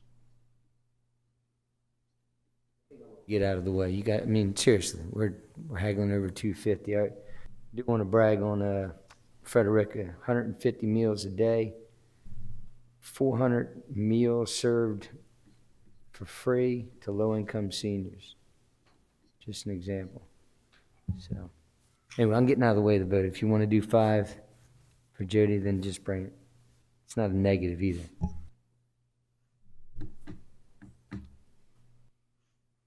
So back to Harvest Years, 2,500 versus 2,000. Support? I'm okay with 2,500. Okay, and I was unclear on Lillian Smith. The request was for 35. We recommended 25. Then we talked about some of the additional services they're going to be providing. Are we holding to the 25, or was there a proposal to increase that? Statement was, and Commissioner Masson, you can certainly weigh in or correct me, is that we need more information at this time based on what we currently know, right? But if we want to bring it back or work something out with Modern Maturity Center, I don't know. I don't know enough about it. So I'd prefer to stay where we are right now, but I want to get out of the way again, and I'll defer to the others. What additional information would you suggest that I get for Lillian Smith? Additional? you said additional information could be attained. What information would you like me to get? Okay, I guess what I'm looking for is a differentiation between 2,500, which is kind of the wall that we have right now, and going to 3,500. That makes you different from Frederica, because I can tell you what's going to happen then. Frederica's going to 35. And then- Understood. I just want to find out, Yeah, what kind of information should I try to obtain? Yeah, that's it. So is the current, is what we're currently doing a fair and equitable number? Because we've been, I mean, that's one thing that's been unusual over the years, is that, I don't know, did we go to 500 one time? I think it was always 2. It was like locked in at 2 and 4,000 maybe for modern. And then we made this monumental decision 5-6 years ago and added 500. But we've been pretty hard staying the course since then. So, because of this reason, because we then start bidding. Well, if you're going to do 3, I'm doing 32. If you're doing 32, I'm doing 4. I mean, my suggestion is to go after the DTC money. That's a lot more. And that would- DTC? Yes. Okay. And that would be a better avenue for you. And to get into that loop, I think, would be more beneficial. Thank you, Susan. So Commissioner Masson, I have the article I'm writing for the Modern Maturity Center Harvest this month is about the Delaware Transit funding for senior center transportation. I'll send that to you so you can get an understanding of what we do. So if they are going to incur expenses now for transportation of food, they need to include all of that in their submission, in their application to us, because DTC gives us funding and then we distribute it out fairly. Thanks, Commissioner Sweeney. Okay. So I think we're concluding on the grant review right now. And if there are any final questions, I think the only ones that are somewhat outstanding still were the Delaware Housing Collaborative, the YMCA, and was there any others, Susan? Were those the two that? Well, I thought we put 2,000 into the YMCA, but we were going to wait, but we were going to Get their ask for the application. documentation, No, yeah. we put nothing into the Delaware Housing, Central Delaware Housing Collaborative. That's the one that, I would suggest, if commissioners, if we put in what we put in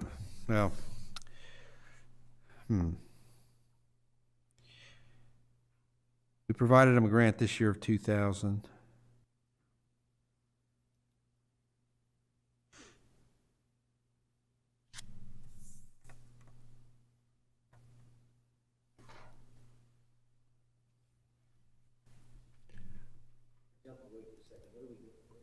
Well, we're just I said the one open hole that we have is the Delaware Housing Collaborative, so we'll just try to continue to see if they're interested, and if they are, we'll fill the hole with. is Sarah still on that board? No, she's on the other organization, Was which on is that one. yeah, the Alliance. Dave Hugg was on it in their last application, and Sarah, and I don't know who's on it now, but. Yeah. So. Okay, well, we'll see if we can track that one down. So are we putting anything in there? I'd leave it blank right now, Okay. and if we can make contact and they have a request, we'll bring it back. So I think the total increase is like $5,000. Yes, Overall. well, 4,500. It went up 4,500, so it's 76,300. Okay. Okay. Mr. Mass? Just one quick question, Mr. Pettimonge. When is the money actually dispersed? This money is dispersed in November timeframe, late October, early November, after tax receipts are in. And Susan, am I in the ballpark there? Yes. Usually by October, no later Ms. than Rain. October, unless the larger ones get split up into 4 payments, Thank you, President. except for the fire company. Pepper, I just tried to get a hold of Miss Fredericks, and I just got a text back from her. In normal times, the MMC serves 3,000 meals per day. Hopefully, by February 1st, after the governor's restrictions, right now they're serving about 1,800 meals a day.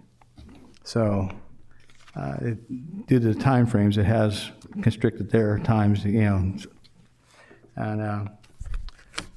but you don't have to be a member to receive food.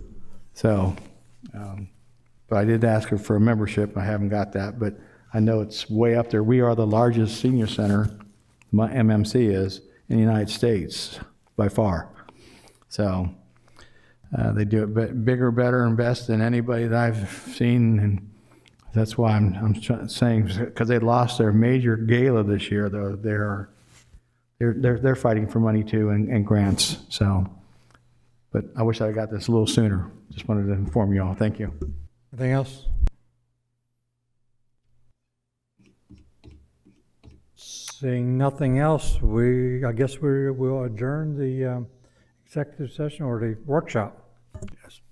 Good job. Thank you, everyone. Thank you. Have a good night.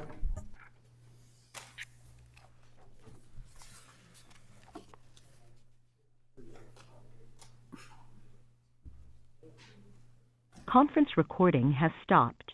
Where are you going? Is there a hockey game on or something? Yeah. They're just finished watching the inauguration.